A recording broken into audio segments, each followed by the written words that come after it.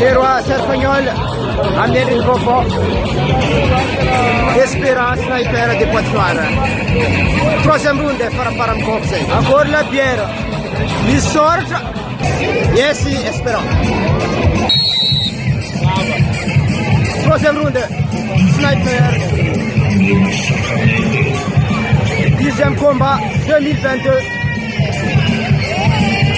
Dixième combat d'Espérance 2022.